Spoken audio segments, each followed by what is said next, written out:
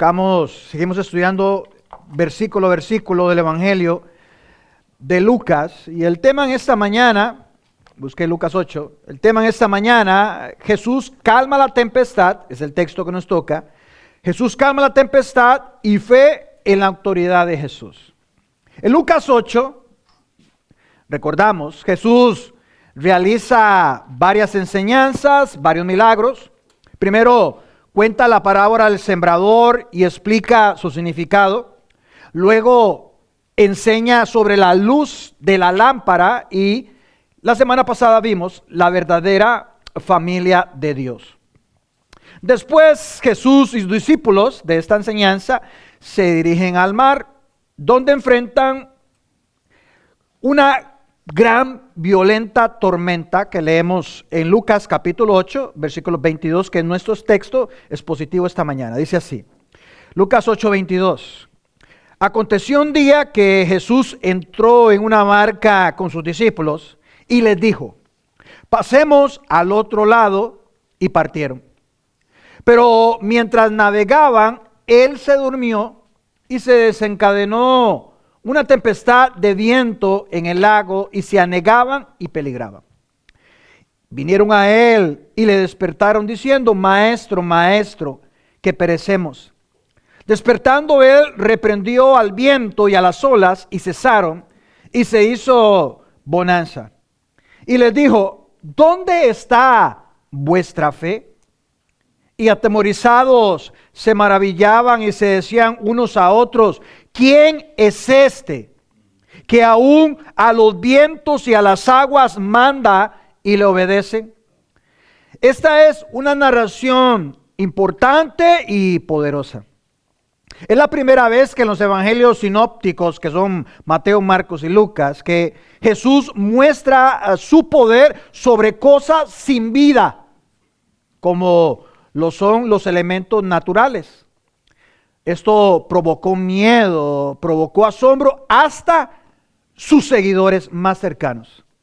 Este pasaje, ¿qué nos va a enseñar? ¿Qué vamos a aplicar? Va a enseñarnos, después de estudiarlo, a vivir en fe y en confianza en Jesús. Por tal motivo, hoy vamos a ver 4 enfoques cruciales que nos ayudan a comprender mejor esta enseñanza. Número 1, la tempestad en el lago de Galilea, Lucas capítulo 8, versículo 22-23. En el punto número 2, el pánico de los discípulos, versículo 24, la parte A. En el punto 3, Jesús calma la tempestad, versículo 24, parte B. Y en el punto número 4, la reprimenda y reflexión sobre la fe en el versículo 25. Invocamos al Señor que nos ayude esta mañana a entender su palabra y a poder nosotros ser sensibles a la obediencia a lo que Dios nos pide en este texto. Oramos. Señor, esta mañana te agradecemos la oportunidad de estar en tu casa, de poder oír este pasaje y poder aprender a alimentar nuestra alma. Gracias, Señor, por traer a tu pueblo, a tus llamados, que nosotros podamos aplicar, ser sensibles, que la palabra que hoy salga no caiga en sacos rotos, sino en fruto. Te alabamos y te glorificamos, Señor. Lléname tu Santo Espíritu. En el nombre de Cristo Jesús. Amén. En el punto número 1, la tempestad en el lago de Galilea, Jesús ha terminado de explicar un grupo de parábolas dentro de una casa. Aparentemente sigue habiendo multitudes fuera de la puerta, ¿se acuerdan? Esperando que él salga y les siga enseñando. Tal vez sea claro para sus discípulos que él no iba a poder dormir esa noche ni ellos, a menos que salieran del pueblo. Entonces decidieron salir hacia el lago de Galilea. ¿Y por qué decimos que esto sucedió en el mar de Galilea si el texto que Lucas nos muestra no aparece? Bueno, podemos saber que Lucas 8, del 22 al 25, se desarrolla en el mar de Galilea primero por el contexto geográfico. Recuerden que en los evangelios sitúan siempre a Jesús y a los discípulos frecuentemente en esa región. También tenemos referencias cruzadas que nos muestran el mismo evento en Mateo 8 del 23 al 27 y también lo vemos en Marcos 4, 35 al 41, donde describen que el evento fue en el mar de Galilea. También las características del mar de Galilea es conocido por las tormentas repentinas y violentas que aparecen, que coinciden con la descripción del pasaje. Recordamos que el mar de Galilea se encuentra a 200 metros debajo del nivel del mar, es el más profundo de todo el mundo, rodeado de montañas, y algunas de esas montañas tienen hasta nieve, una muy conocida, durante todo el año. Eso provoca los cambios que suceden en ese lugar. Jesús y sus discípulos, sin tomarse tiempo para cambiarse de ropa, se embarcan rápidamente para salir. Dice, iniciamos nuestra travesía en el versículo 22 al inicio. Lucas describe: aconteció un día. Lucas, recuerde que no sigue un orden cronológico su libro, sino que él organiza en eventos de manera temática. Por eso la parábola del sembrador, la parábola de la lámpara, la parábola de la verdadera familia, y estas van unidos con un mismo tema. Y cuando él menciona algo que ocurrió en un día, él lo hace intencionalmente. No especifica la fecha exacta, eso no es de gran valor, no es la importancia, sino lo que sucede. Y el relato de Marcos revela que este incidente se realizó por la noche. Eso impulsa aún mayor temor. El mismo día, dice Marcos 4:35, que aquel día cuando llegó la noche, sabemos el momento, dice el texto nuevamente, el versículo 22, entró en una barca con sus discípulos. Esta barca solo está Jesús y los apóstoles, porque al inicio del capítulo 8, el versículo 3, habían hasta mujeres ahí. Pero aquí las barcas eran pequeñas, están los apóstoles y solamente Jesús.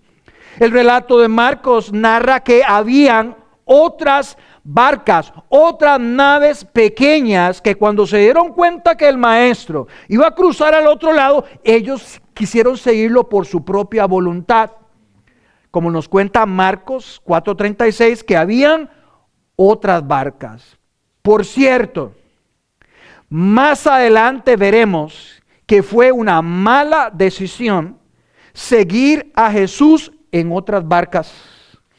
Continúa el texto diciendo: y les dijo, aconteció un día que entró en una barca con sus discípulos, y les dijo, pasemos al otro lado del lago. El otro lado se refiere a la región de los Gadarenos. ¿Se acuerdan del hombre endemoniado? Bueno, Jesús allí tiene una cita divina con un lunático endemoniado, que vamos a verlo en el versículo 26 la próxima semana. Él tiene una cita divina, él cruza ese mar porque tiene un propósito, tiene una cita divina. Lo veremos la próxima semana. Ellos, por supuesto, confiaron en Jesús y partieron, dice el texto. Ese término partieron es un término náutico en griego, porque llama a embarcar, a zarpar. Versículo 23, y mientras navegaban, él se durmió. Hay que entender lo que está pasando en esa barca. Entender que él entra en la calma, se mantiene en la calma y termina en calma. Dice que él se durmió. Eso es un verbo indicativo que muestra que Jesús se durmió totalmente. No tenía un ojo medio abierto o sabiendo. No, él se durmió. Eso fue un hecho. Y Marcos 4:38 agrega el detalle de que el Señor estaba dormido. ¿Y en qué lugar? En la popa de la embarcación. Marcos 4:38. Además de ser totalmente Dios, 100%, Jesús era totalmente humano. 100% Dios, 100% humano. Él tenía que ser humano 100% para morir por los humanos. Y si era humano, él tenía hambre. Él tenía sed, estaba fatigado de una jornada de milagros que había hecho en las orillas de la plataforma de arena, en el mar, predicando a las gentes. Él estaba cansado, ocupaba de dormir. Y este incidente, por cierto, que es el único lugar en la Biblia que describe a Jesús durmiendo. Él se hallaba descansando de una manera tranquila. Y a pesar de saber, porque recuerde, es 100% Dios. A pesar de saber de que la tormenta se avecinaba, él siguió durmiendo. Siguió confiando en el plan supremo de su Padre. De repente, la tranquilidad se hizo añicos, porque dice Lucas que se desencadenó de un momento a otro. Alrededor de esas montañas se elevaban vientos de un momento a otro. Se desarrolló un viento que descendió de las montañas alrededor, que formaron, dice el texto, una tempestad. Lailaps en griego es la palabra que se traduce y conocemos para nosotros como huracán. Esa palabra describe una tormenta feroz que se produce en un momento a otro. Y como es común en el mar de Galilea, las tormentas se levantan sorpresivamente y se levanta una tempestad. ¿Qué tipo de tempestad? Dice Lucas que de viento. Eso es traducido, es una ráfaga, es un huracán de viento. Eso sí, como lo explica la traducción ARN, es una repentina tormenta. Todo se encuentra bien, todo parece normal. Y de un momento a otro parece que nuestra vida es transformada. Se prenden las luces de alarma, la angustia se enciende, los temores nos invaden. Es así lo que pasa en esta tormenta. Dice que esta tormenta ocurre en el lago y ellos se anegaban. Eso es decir, la palabra negaban, es que comenzaron a espantarse. Pues empezaron a llenarse de agua, empezaron a hundirse, empezaron a ser vencidos por el agua.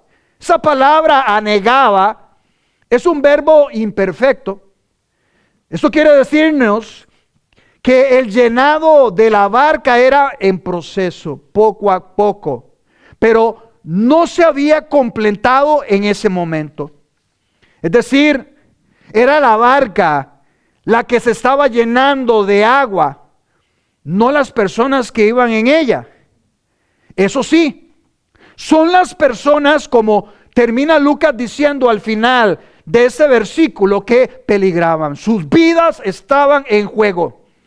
Nuevamente, versículo 22. Aconteció un día, no es tiempo cronológico, que entró en una barca con sus discípulos. Pero no solo fue una barca, habían varias. Y les dijo, pasemos al otro lado, y partieron. Pero mientras navegaban, él se durmió total, y se desencadenó una tempestad de viento en el lago, y se anegaban y peligraban. Punto número 2, inicia el pánico de los discípulos.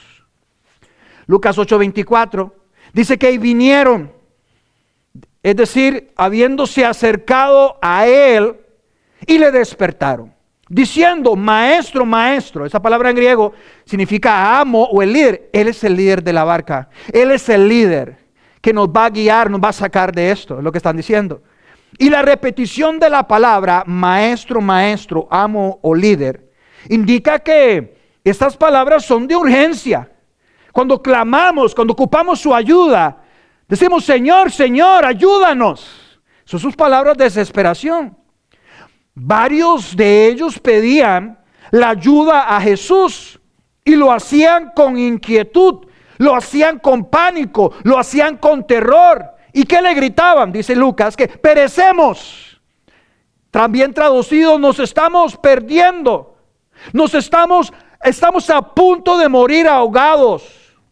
Lo sorprendente es que la lista de los posibles ahogados de la Cruz Roja de Jerusalén, ellos colocaron a Jesús porque dijeron, perecemos. Usted también va a morir ahogado, dormido. Lo metieron en la lista. Se les olvida quién está ahí. ¿Quién fue el que entró en calma, el que se mantiene en calma y va a salir en calma? Ahora aparece Jesús. Punto 3. Jesús calma la tempestad. Lucas 8:24. Vinieron a él y le despertaron diciendo, maestro, maestro, que perecemos. Despertando él, reprendió al viento y a las olas, y cesaron y se hizo bonanza. Al inicio del versículo 24 dice que él despertando, ¿qué hizo él? Reprendió. Esa es la acción del maestro. Él despierta porque está dormido. Ojo su acción. Entender quién es Dios, que Él es soberano, que está en control de todas las cosas, que Él conoce lo que iban a pasar, que Él conoce todos nuestros cabellos están contados, que ni un pájaro cae sin la voluntad de Dios. Ese es el Señor que está dormido y está despertando. Dice el versículo, despertando él reprendió. Reprender, esa frase, esa palabra es dar una orden. ¿A quién la dio? Al viento, porque recuerde, cuando Jesús dijo, resucita a Lázaro, fue Lázaro el que salió, si no todos los muertos salen. Él da una orden. Y aquí él está reprendiendo, dice, al viento y al agitar de las olas. Recuerde, no era cualquier olas, eran olas agitadas, eran olas turbulentas, eran olas furiosas. Y estas, dice Lucas, cesaron. Ese era el enemigo. Se detuvieron al viento y a las aguas. ¿Y qué sucedió cuando el Señor dio una orden? Se hizo bonanza, que significa que había una gran calma. Tanto el viento como las aguas se tranquilizaron. Es de notar que cuando Jesús reprendió tanto el viento como el agua, pues de lo contrario, el agua seguiría agitándose, se les ordenó detenerse y obedecieron. Es que solo somos nosotros quienes rompemos el modelo y el plan que Dios ha hecho. Dios manda, ha ordenado la naturaleza a guiar qué es lo que deben hacer. Usted nunca va a ver un perro haciendo fila en el automac. Él sigue su rol. Somos nosotros que hacemos cosas que Dios nos manda.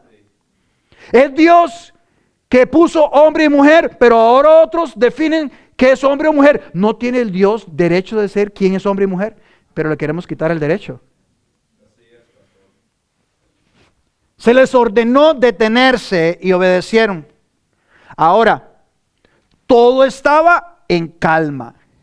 Una pregunta válida que vino a mi mente fue, ¿quién fue el que causó la tempestad? ¿Dios o Satanás? ¿Quién fue? Estas pruebas, ¿quién las produce? Algunos comentaristas piensan que fue una tormenta natural. Por supuesto, es válido esa interpretación. Pero también puede ser lo que le procedo a explicar, que es lo que pienso que creo que es.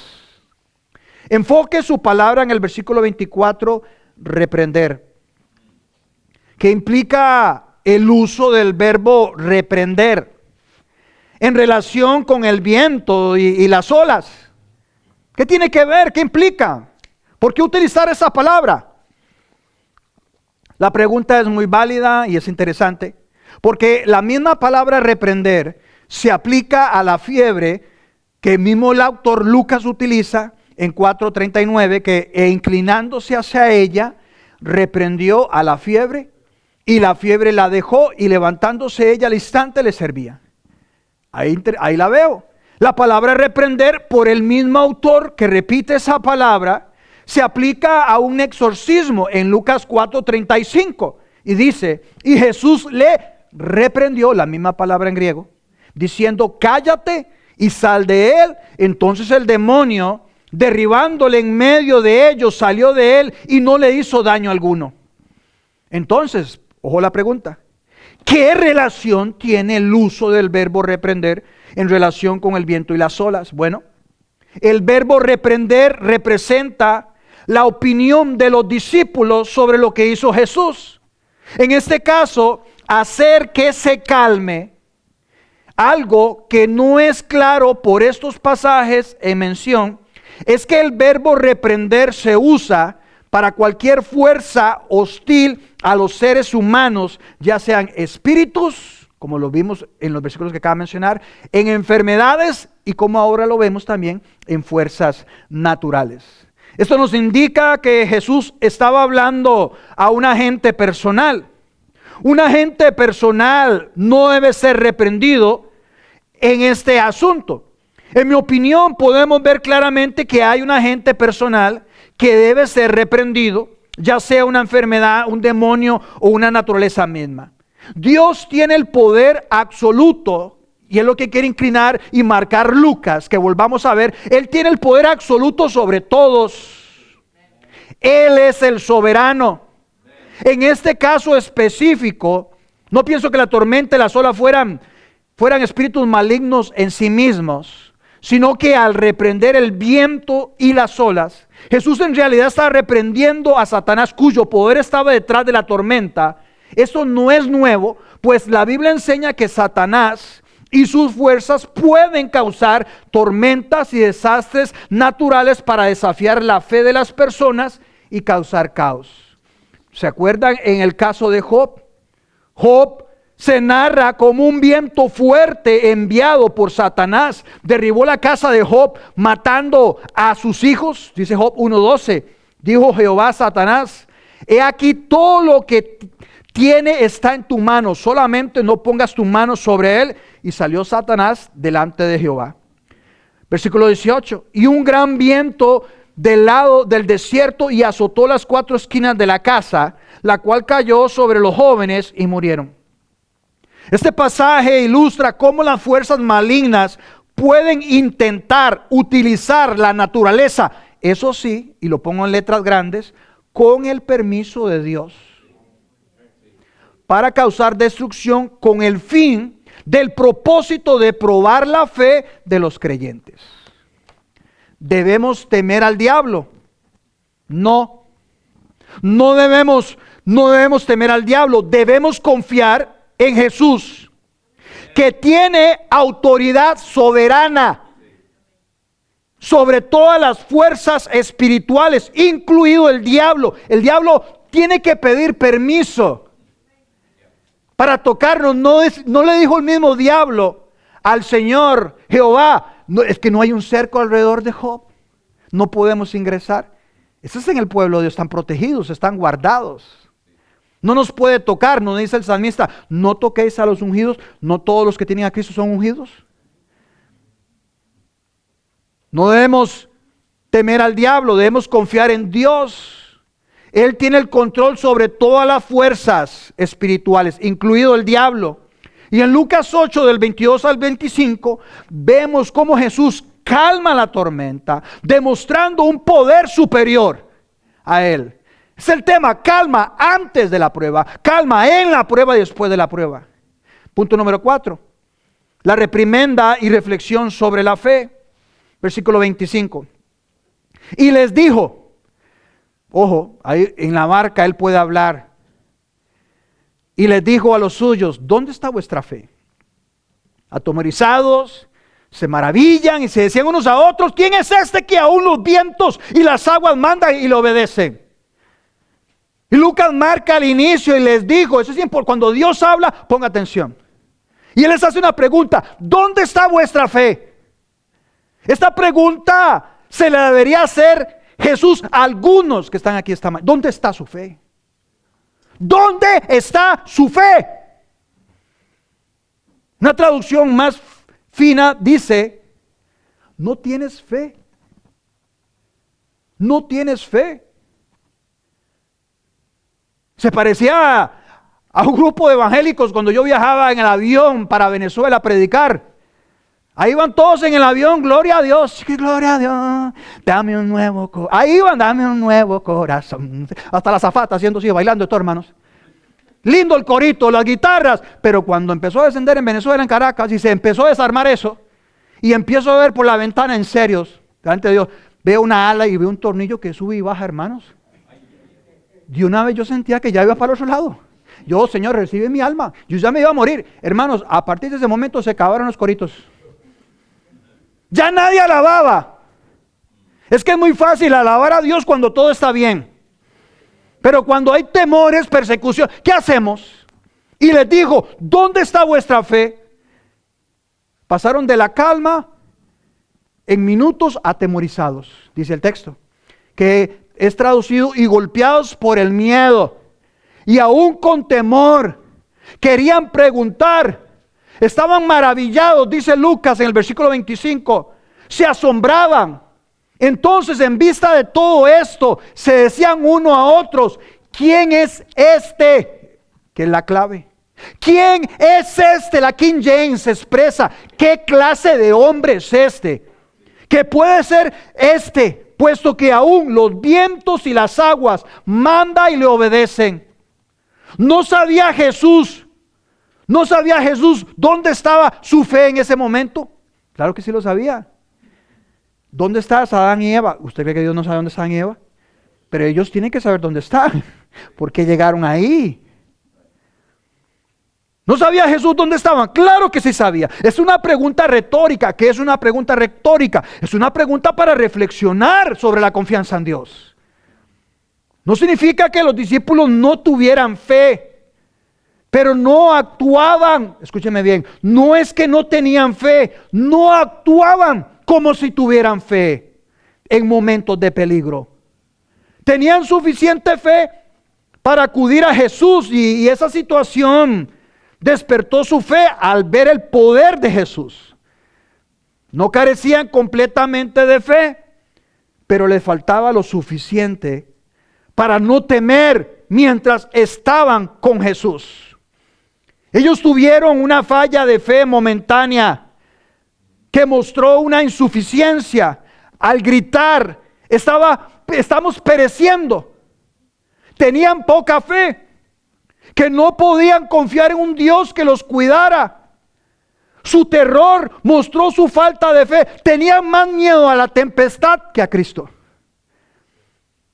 Su terror mostró su falta de fe en el poder de Dios ya revelado en Jesús. Y no se refiere a una fe salvadora, sino a la fe en que Dios tiene el control, incluso bajo presión.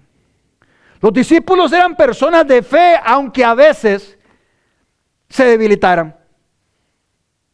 ¿Quién es este que aún a los vientos y a las aguas manda y le obedecen? Esta pregunta es parecida a Lucas 4:36. ¿Qué palabra es esta que con autoridad y poder manda a los espíritus inmundos y salen?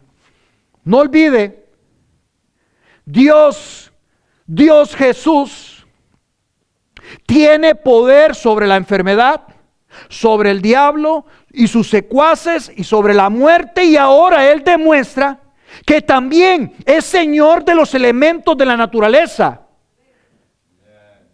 Si Jesús es soberano, pregunto, ¿cree usted que Jesús es soberano? Sí.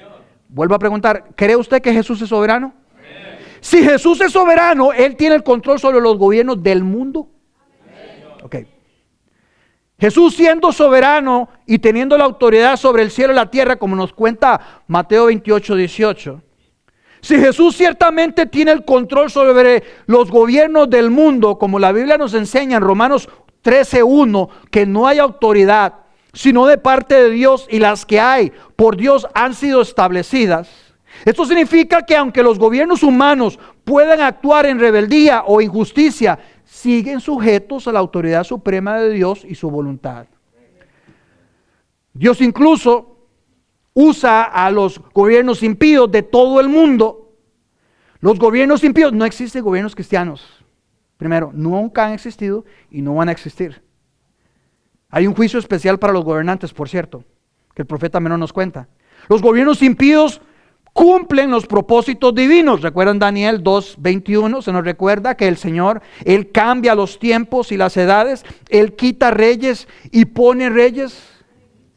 Por lo tanto, debemos confiar en que, a pesar de que como puedan parecer las cosas, Jesús tiene el control supremo y final.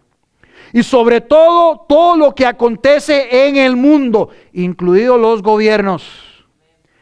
¿Qué hago cuando la tempestad se levanta y comienzo a temer y a sufrir por decisiones de cualquier gobierno? Aquellos que sufren temen por el gobierno y sus decisiones. Les recordaría que Dios es soberano y que Él tiene el control absoluto sobre todas las cosas, incluidos los gobiernos. Dice Romanos 8:28, se nos asegura que todas las cosas, y leyó bien, todas las cosas les ayudan a bien. Esto es, a los que conforme a su propósito, y al final es la clave, son llamados, son elegidos, según la traducción. Ese es el pueblo que Dios cuida, protege. Dice que Él cuida a su remanente. Esto significa que aunque no siempre entendamos sus caminos, podemos confiar en Dios que está obrando para nuestro bien y su gloria. Recuerde, la idea es que usted viva Él no vino a morir por su sueño. Él no vino a morir por su sueño americano, no, Él no vino por eso. Él vino para que usted viva para Él, para su gloria. Además, Filipenses 4:6-7 nos insta a que no debemos preocuparnos por nada, sino presentar nuestras peticiones a Dios mediante oración y agradecimiento.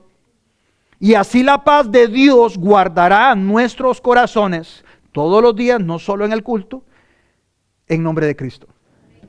Así que en tiempos de incertidumbre y temor, debemos buscar refugio en la oración, confiar en la soberanía de Dios y encontrar consuelo y paz en Él, que trasciende cualquier circunstancia humana, que no es sorpresa para Dios.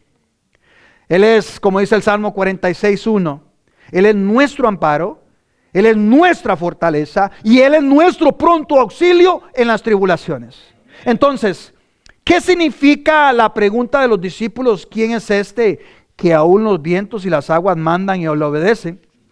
Los discípulos no sabían cómo Jesús hizo el milagro. Este poder pertenece solo a Dios, y al realizarlo, Jesús está mostrando su divinidad. Los discípulos no entendían completamente el poder de Dios en ese momento. Esa era la primera vez que veían el control sobre la naturaleza. El Señor, los oímos decir a ellos: Señor, enséñame a orar, pero nunca los vamos a oír: Señor, enséñame a caminar sobre el agua.